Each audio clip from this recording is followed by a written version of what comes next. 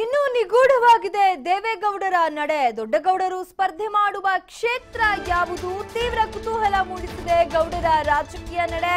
ತುಮಕೂರು, ಹಾಸನ, ಬೆಂಗಳೂರು, ಉತ್ತರ, ಮೈಸೂರು 4 ಕ್ಷೇತ್ರಗಳ ಪೈಕಿ ಒಂದರಲ್ಲಿ ದೇವೇಗೌಡರು ಸ್ಪರ್ಧೆ ಮಾಡುವಂತದ್ದು ಖಚಿತ. ಯಾವ ಕ್ಷೇತ್ರ ಸುರಕ್ಷಿತ ಅನ್ನೋ ಕುರಿತು ಸಾಕಷ್ಟು ಲೆಕ್ಕಾಚಾರ ನಡೀತಾ ಇದೆ. ಅತ್ಯಂತ ಅಸುರಕ್ಷಿತ ಕ್ಷೇತ್ರ ಅಂದ್ರೆ ಅದು ಬೆಂಗಳೂರು ಉತ್ತರ ಕ್ಷೇತ್ರದಲ್ಲಿ ಬಿಜೆಪಿ ಗಟ್ಟಿಯಾಗಿದೆ. ಬಿಜೆಪಿ ಆ ಕ್ಷೇತ್ರದಲ್ಲಿ ತುಂಬಾ ಸ್ಟ್ರಾಂಗ್ ಇರೋದ್ರಿಂದ ದೇವೇಗೌಡರು ಸೋಲಬಹುದು ಅನ್ನುವಂತ ಒಂದು ಆತಂಕದ ವರದಿ ಕೂಡ ಬಂದಿದೆ. ಹಾಗಾಗಿ ತುಮಕೂರು, ಮೈಸೂರು ತುಂಬಾ ಸುರಕ್ಷಿತ ಕ್ಷೇತ್ರ ಅನ್ನುವಂತ ವರದಿ ಕೂಡ ಇದೆ. ಯಾಕಂತಂದ್ರೆ ಆ ಭಾಗದಲ್ಲಿ ಜೆಡಿಎಸ್ ಸ್ವಲ್ಪ ಸ್ಟ್ರಾಂಗ್ ಆಗಿದೆ. ಹಾಗಾಗಿ ತುಮಕೂರು ಮತ್ತು ಮೈಸೂರು ತುಂಬಾ ಸುರಕ್ಷಿತವಾದಂತಹ ಕ್ಷೇತ್ರ ಅನ್ನುವಂತಹ ಲೆಕ್ಕಾಚಾರ ಇದೆ. ಹೀಗಾಗಿ ಹಾಸನ ಬಿಟ್ರೆ ಈ 2 ಕ್ಷೇತ್ರಗಳು ಗೌಡರಿಗೆ ಫೇವರಬಲ್ ಆಗಿದೆ. ಈ ಕ್ಷೇತ್ರಗಳಿಂದ ಸ್ಪರ್ಧೆ ಮಾಡಲು ಗೌಡರು ಚಿಂತನೆ ನಡೆಸಿದ್ದಾರೆ ಅನ್ನುವಂತ ಮಾಹಿತಿ ಕೂಡ ಲಭ್ಯವಾಗ್ತಾ ಇದೆ. ತಮ್ಮ ಕ್ಷೇತ್ರವನ್ನ ಮೊಮ್ಮಗನಿಗೆ ಬಿಟ್ಟುಕೊಡುವಂತ ಚಿಂತನೆ ಕೂಡ ಗೌಡರಿಗಿದ್ಯಾ. ಹಾಗಾಗಿ ಗೌಡರು ಈಗ ಹಾಸನ ಬಿಟ್ರೆ ಇನ್ಯಾವ ಕ್ಷೇತ್ರದಲ್ಲಿ ಸ್ಪರ್ಧೆ ಮಾಡಬಹುದು ಅನ್ನುವಂಥ ಲೆಕ್ಕಾಚಾರ ನಡೀತದೆ. ಯಾವ ಕ್ಷೇತ್ರದಲ್ಲಿ ಸ್ಪರ್ಧೆ ಮಾಡಿದ್ರೆ ಅನುಕೂಲವಾಗುತ್ತೆ, ಯಾವ ಕ್ಷೇತ್ರದಲ್ಲಿ ಸ್ಪರ್ಧೆ ಮಾಡಿದ್ರೆ ಸೋಲನ್ನು ಅನುಭವಿಸುವಂತ ಒಂದು ಆತಂಕ ಇದೆ ಅನ್ನೋದ್ರ ಬಗ್ಗೆ ರಾಜಕೀಯ ಲೆಕ್ಕಾಚಾರಗಳು ನಡೀತಾ ಇದೆ. ದೊಡ್ಡಗೌಡರು ಸ್ಪರ್ಧೆ ಮಾಡುವ ಕ್ಷೇತ್ರ ಕುತೂಹಲ ತೀವ್ರವಾಗಿದೆ. ಗೌಡರ ರಾಜಕೀಯ ನಡೆ ಕೂಡ ಸಾಕಷ್ಟು ಕುತೂಹಲವನ್ನ ಉಂಟು ಮಾಡ್ತಾ ಇದೆ. ತುಮಕೂರು, ಹಾಸನ, ಬೆಂಗಳೂರು, ಉತ್ತರ, ಮೈಸೂರು ಈ 4 ಕ್ಷೇತ್ರಗಳ ಪೈಕಿ ಒಂದರಲ್ಲಿ ಗೌಡರು ಸ್ಪರ್ಧೆ ಮಾಡ್ತಾರೆ ಅನ್ನುವಂಥದ್ದು. ಹಾಗಿದ್ರೆ ತುಮಕೂರು, ಹಾಸನ, ಬೆಂಗಳೂರು, ಉತ್ತರ, ಮೈಸೂರು ಕ್ಷೇತ್ರಗಳ ಪೈಕಿ ಎಲ್ಲಿ ದೇವೇಗೌಡರು ಸ್ಪರ್ಧೆಯನ್ನ ಮಾಡಬಹುದು?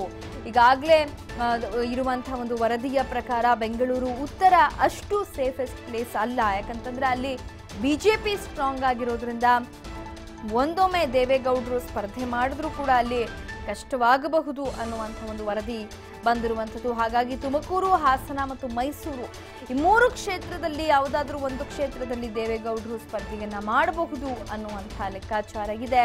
4 ಕ್ಷೇತ್ರಗಳ ಪೈಕಿ ಯಾವ ಕ್ಷೇತ್ರದಲ್ಲಿ ದೇವೇಗೌಡರು ಸ್ಪರ್ಧೆ ಮಾಡ್ತಾರೆ ಅನ್ನುವಂಥ ಕುತೂಹಲ ಇದೆ. ಯಾವ ಕ್ಷೇತ್ರ ಸುರಕ್ಷಿತ ಅನ್ನುವಂಥ ವಿಚಾರಕ್ಕೆ ಸಂಬಂಧಪಟ್ಟಂತೆ ಲೆಕ್ಕಾಚಾರಗಳನ್ನ ಹಾಕಲಾಗ್ತದೆ. ಈ ಬಗ್ಗೆ ಮತ್ತಷ್ಟು ಮಾಹಿತಿಯನ್ನ ನೀಡ್ತಾರೆ ನಮ್ಮ ಪೊಲಿಟಿಕಲ್ ಎಡಿಟರ್ ಗುರ್ಲಿಂಗ್ ಸ್ವಾಮಿ. ದೇವೇಗೌಡರು 4 ಕ್ಷೇತ್ರಗಳ ಪೈಕಿ ಯಾವ ಕ್ಷೇತ್ರದಲ್ಲಿ ನಿಲ್ಲಬಹುದು ಅನ್ನುವಂಥ ಕುತೂಹಲ ಇದೀಗ ಮನೆ ಮಾಡಿರುವಂಥದ್ದು. ಸೊ ಯಾವ ಕ್ಷೇತ್ರದಲ್ಲಿ ನಿಲ್ಲಬಹುದು, ಯಾವ ಕ್ಷೇತ್ರದಲ್ಲಿ ನಿಂತ್ರೆ ಗೆಲ್ಲುವಂತ ಸಾಧ್ಯತೆಗಳು ಜಾಸ್ತಿ ಇರುತ್ತೆ, ಅಥವಾ ಯಾವ ಕ್ಷೇತ್ರದಲ್ಲಿ ಸ್ವಲ್ಪ ಆತಂಕ ಇದೆ, ಏನಿದೆ ಹೆಚ್ಚಿನ ಡೀಟೇಲ್ಸ್ ಗುರ್ಲಿಂಗ್ ಸ್ವಾಮಿ? ಲಿಖಿತ, ಹಾಸನ ಕ್ಷೇತ್ರವನ್ನ ತಮ್ಮ ಮೊಮ್ಮಗ, ಪ್ರೀತಿ ಪಾತ್ರ ಮೊಮ್ಮಗ ಪ್ರಜ್ವಲ್ ಅವರಿಗೆ ಬಿಟ್ಕೊಡುವಂತ ನಿರ್ಧಾರ ಮಾಡಿದ ನಂತರ ದೇವೇಗೌಡರು ಯಾವ ಕ್ಷೇತ್ರದಿಂದ ಸ್ಪರ್ಧೆ ಮಾಡಬೇಕು ಅನ್ನುವಂತಹ ಚಿಂತನೆಯನ್ನ ಗಂಭೀರವಾಗಿ ಮಾಡ್ತಾ ಇದ್ದಾರೆ. ಅವ್ರ ಮುಂದೆ ಹಲವಾರು ಕ್ಷೇತ್ರಗಳಲ್ಲಿ ಸ್ಪರ್ಧೆ ಮಾಡುವಂತಹ ಆಯ್ಕೆ ಇದ್ರೂ ಸಹಿತ ಅಲ್ಲಿ ನಾನು ಗೆಲ್ಲಬಹುದಾ, ನಾನು ರಾಜಕೀಯವಾಗಿ ಅಲ್ಲಿ ಗೆದ್ರೆ ಮಾತ್ರ ಜೆಡಿಎಸ್ ಪಕ್ಷದ ಭವಿಷ್ಯ ಇದೆ, ಹಾಗಾಗಿ ಯಾವ ಕ್ಷೇತ್ರದಲ್ಲಿ ಸ್ಪರ್ಧೆ ಮಾಡಿದ್ರೆ ಗೆಲ್ತೀನಿ ಅನ್ನೋದ್ರ ಬಗ್ಗೆ ಬಹಳಷ್ಟು ಪರ್ಟಿಕ್ಯುಲರ್ ಆಗಿ ದೇವೇಗೌಡರು ಯೋಚನೆ ಮಾಡ್ತಾ ಇದ್ದಾರೆ. ಬೆಂಗಳೂರು ಉತ್ತರ ಕ್ಷೇತ್ರದಲ್ಲೂ ಸಹಿತ ಸ್ಪರ್ಧೆ ಮಾಡ್ಬೇಕು ಅನ್ನುವಂತಹದ್ದು ಅವರ ಆಲೋಚನೆ ಆಗಿತ್ತು. ಆದ್ರೆ ಬೆಂಗಳೂರು ಉತ್ತರ ಕ್ಷೇತ್ರ ಮಾತ್ರ ಬಹಳಷ್ಟು ಬಿಜೆಪಿ ಬೆಂಬಲಿತ ಮತದಾರರು ಹೆಚ್ಚಿನ ಸಂಖ್ಯೆಯಲ್ಲಿದ್ದಾರೆ. ಇಲ್ಲಿಯ ಒಕ್ಕಲಿಗರು ದೇವೇಗೌಡರನ್ನ ಸಪೋರ್ಟ್ ಮಾಡ್ತಾರಾ ಅನ್ನುವಂತ ಒಂದು ಪ್ರಶ್ನಾರ್ಥಕ ಚಿಹ್ನೆ ಇದೆ. ಈ ಕಳೆದ 2-3 ಎಲೆಕ್ಷನ್ಗಳನ್ನ ನೋಡಿದ್ರೆ ಭಾರತೀಯ ಜನತಾ ಪಕ್ಷದ ಅಭ್ಯರ್ಥಿಗಳು ಸುಲಭವಾಗಿ ಅಲ್ಲಿ ಗೆದ್ದಂತಹ ಉದಾಹರಣೆ ಇದೆ. ಹಾಗಾಗಿ ಸಾಂಗ್ಲಿಯಾನ ಅವರು ಸಹಿತ ಆ ಕ್ಷೇತ್ರದ ಸ್ಪರ್ಧೆ ಮಾಡಿದ್ರು, ಬಿಜೆಪಿಯಿಂದ ಗೆದ್ರು. ಸದಾನಂದ ಗೌಡರು ಸ್ಪರ್ಧೆ ಮಾಡಿದ್ರು, ಅಲ್ಲಿ ಗೆದ್ರು. ಡಿ.ಬಿ. ಚಂದ್ರೇಗೌಡ ಅವರು ರಾತ್ರಿ ಅಭ್ಯರ್ಥಿಯಾಗಿ ಕಣಕ್ಕಿಳಿದ್ರು, ಅವರು ಸಹಿತ ಬಿಜೆಪಿಯಿಂದ ಗೆದ್ದಿದ್ದಾರೆ.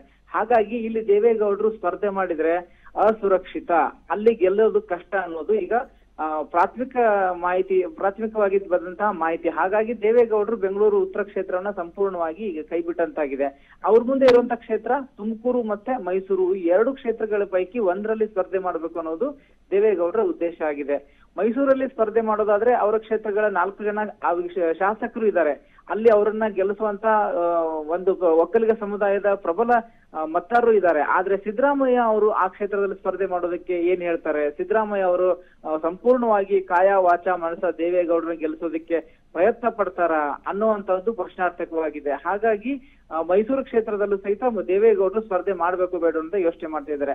ಅದೇ ರೀತಿ ತುಮಕೂರು ಸಹಿತ ಈ ದೇವೇಗೌಡರ ಪಾಲಿಗೆ ಸೇಫೆಸ್ಟ್ ಕ್ಷೇತ್ರ.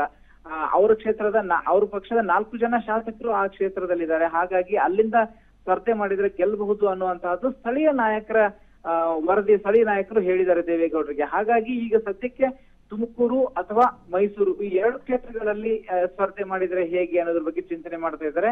1-2 ದಿವಸಗಳಲ್ಲಿ ದೇವೇಗೌಡರು ತಮ್ಮ ರಾಜಕೀಯ ನಿರ್ಧಾರವನ್ನ ಪ್ರಕಟಿಸ್ತಾರೆ ಲಿಖಿತ.